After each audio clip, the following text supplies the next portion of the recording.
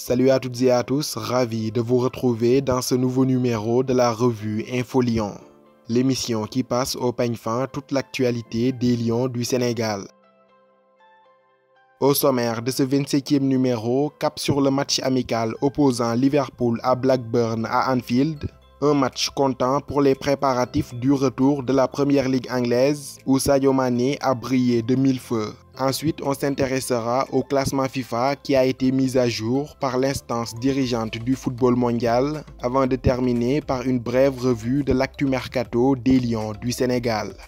En Angleterre, à moins de 10 jours de la reprise de la Première Ligue, les équipes peaufinent leur mise en train pour revenir avec un état de forme optimal.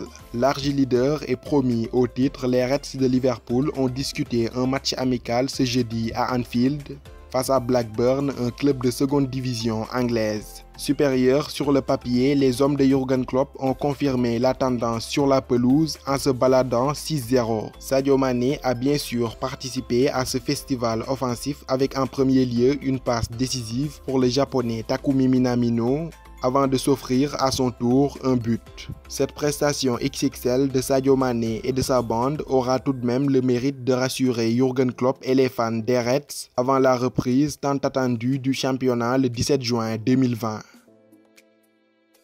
En dépit de la pandémie qui empêche la tenue des matchs internationaux, la FIFA a tout de même mis à jour son classement des meilleures nations de football au monde. Premier en Afrique depuis plusieurs mois, les Lions du Sénégal ont sans surprise conservé leur place de leader du continent devant la Tunisie 2e, le Nigeria 3e et l'Algérie 4e. Au niveau mondial, les hommes d'Aliou Cissé ont intégré le top 20 des meilleures nations de football au monde.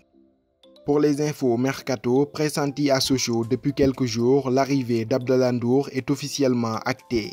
L'arrière-gauche sénégalais de 26 ans, en fin de contrat avec le Racing Club de Strasbourg, s'est engagé pour 3 ans en faveur du club socialien. L'ancien Messin a signé son nouveau contrat ce lundi 8 juin 2020 après avoir satisfait la traditionnelle visite médicale.